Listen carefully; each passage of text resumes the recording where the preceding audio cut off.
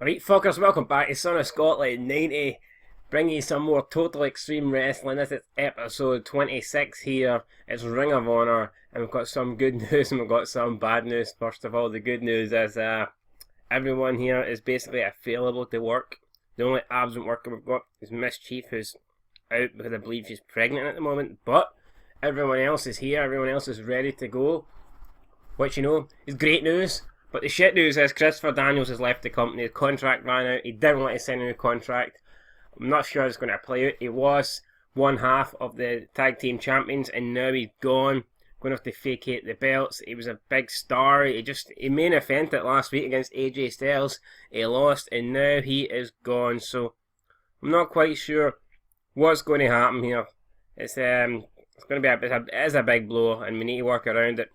Just before we get stuck into the show, you can see there's notable relationships, and you can also see other factors. The success of Ring of Honor pay-per-view in February was good, and the backstage rules are having a positive effect overall. So yeah, things are going pretty good for Ring of Honor, but that Christopher Daniels leaving, not signing a new deal, is a big blow to us. Maybe in the future we can get him back, but as of right now, he's left. He doesn't want to negotiate a new contract, so we'll have to carry on without him.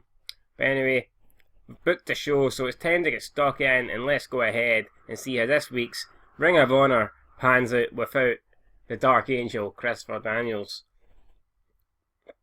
And we're starting off with the first pre-show match of the night. Cedric Alexander taking on Matt Sydal in a match that had average crowd reaction and some decent in-ring action. Sydal defeated Cedric Alexander in 9 minutes 16 by pinfall with a cyclorama. Alexander was really off his game tonight, which didn't help. The announcing quality lifted the match, and the colour commentary gave the match a boost. So not bad. 46 rating. And in the second pre-show match of the night, and about the solid ring action, but not much way of heat, Frankie Kazarian defeated Caprice Coleman in 11:28 by pinfall with a Wave of the Future. And again, the commentary helped the match. It's got a 38D minus. Now it's time to move on to the actual show.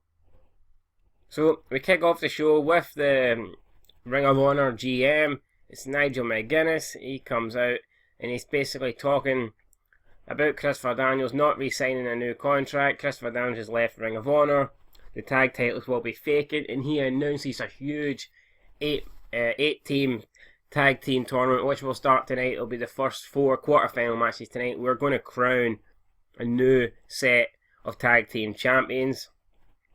And he says that's not the only news we've got. He says he's also signed someone new to the roster, and as he's about to welcome them out, the man that walks out from the backstage Titantron, from the ramp, is good old JR, Jim Ross, Oklahoma's favourite son or whatever. So JR comes out with his wee mad theme song, brings out a bottle of barbecue sauce, sits it down on the announce table, shakes hands with Manager McGuinness. He sits down and he gets ready to open up some whoop ass. He gets ready to open up some barbecue sauce all over Ring of Honor product right here, right now. And that's got a 33 E+. Again, maybe expect to be a bit better, but I suppose Jim Ross, his face isn't here, so I don't know if it was an angle that might have affected the rating. I don't know, but I'm pretty sure with Jim Ross, the commentary in Ring of Honor is going to be so much better, and I'm looking forward to it already. So we're moving on, and our first tag team match of the night is the Briscoe Brothers taking on War Machine in a match that average crowd reaction, some decent in-ring action. The Briscoe Brothers defeated War Machine in 7:23 when Jay Briscoe defeated Hanson by pinfall with a J Driller. 53 C-. What a rating, guys, for the first match of the night. Like, I really wasn't expecting this to get that. And happy days with that, really happy with that. And Jay Briscoe and Mark Briscoe have excellent chemistry teaming together, and the announcing and colour commentary once again gave the match a list. What we want to see, really. So that might be JR already earning his paycheck. That's got a 53 C-. So the Briscoe Brothers have advanced to the semi-finals, moving on with an angle featuring Frankie Kazarian. He's cut a promo on AJ Styles. He blames AJ Styles for Christopher Daniels leaving. He thinks Daniels' confidence was shattered after losing to AJ Styles once again. And after Daniels lost to Styles, Frankie Kazarian hadn't heard from him. There was no contact between them. Then Frankie Kazarian learns that Daniels has left the company and he's lost the tag team titles. And of course he blames that on the phenomenal one, AJ Styles. That's got a 40 D-. And could be the start of a rivalry between the two. You'll never know. Moving on to the next match, and about that solid ring action and average heat, the Young Bucks defeated Red Dragon in 9:02 when Matt Jackson defeated Bobby Fish by pinfall with a more bang for your buck. The Jackson brothers showed excellent chemistry again. The announcing quality lifted the match, and Matt Jackson came out of the match looking good.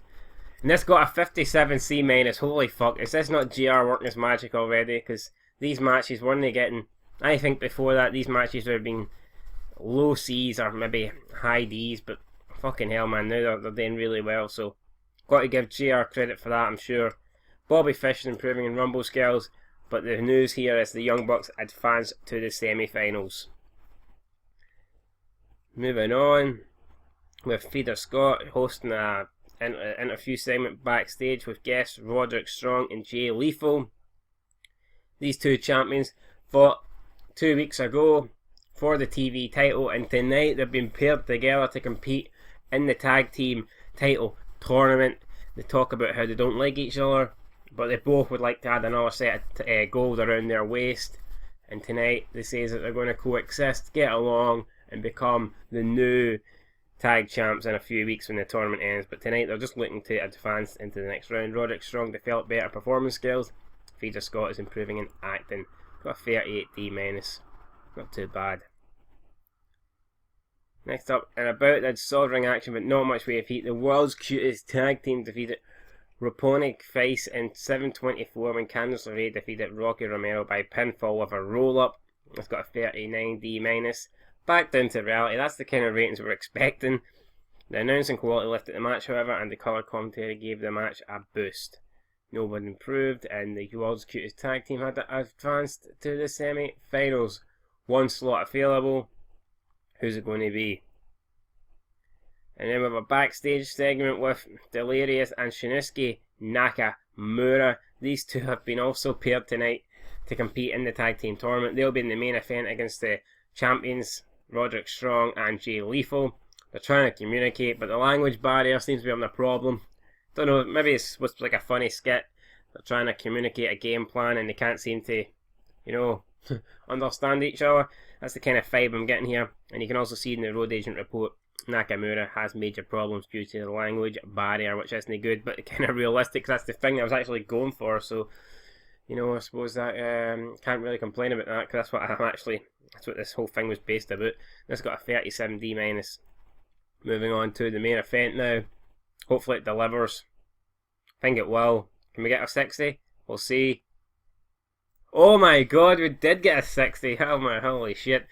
And a match that had some good action and average heat. Delirious and Shinsuke Nakamura defeated Roderick Strong in 13:07 when Shinsuke Nakamura defeated the world champion Jay Lethal by submission with a cross arm breaker. It's got a 60C.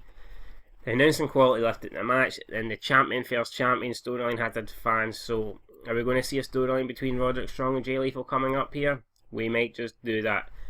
Delirious and Shinsuke Nakamura, though, they advanced into the semi-finals at the tag team tournament. And then let's see what the final rating of this show is going to bring us. Delirious is improving in technical skills. I'm going to say in the 50s. I think we've got some solid ratings there. I think 50s is doable.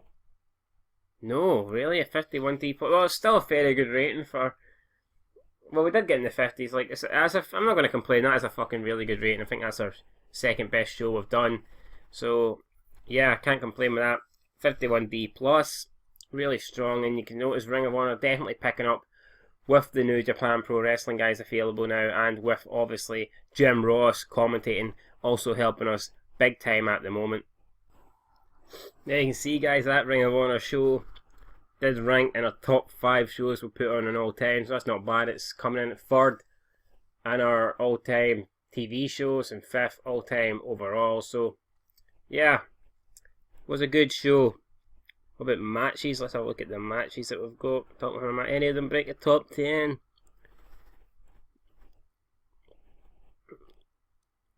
Yeah, we've got this the tag team match there between the champs and Delirious and Nakamura. We also have the Young Bucks defeating Red Dragon. So 2 of the matches broke the top 10. Happy with that. Attendances, once again, we always do 2,300. Maybe we need to move out of that arena, guys, because I think maybe we could do better, and there's only one way to find out. But the fact that we're never, we're never not filling out the stadium, so that shows me that we're not struggling here. So I think maybe we should look to do something else, go somewhere else, and get a new stadium. But anyway, guys, that's probably going to do it for this episode. I can see, fuck, we can't even check the storylines.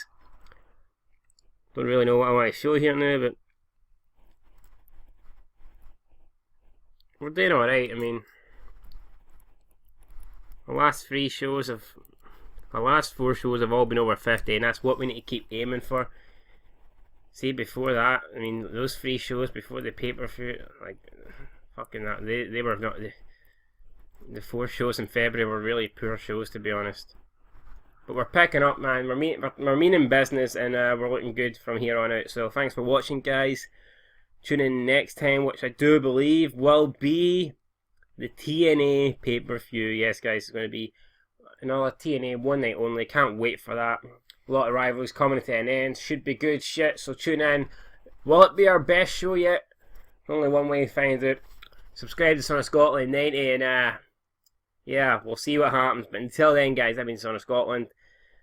Peace.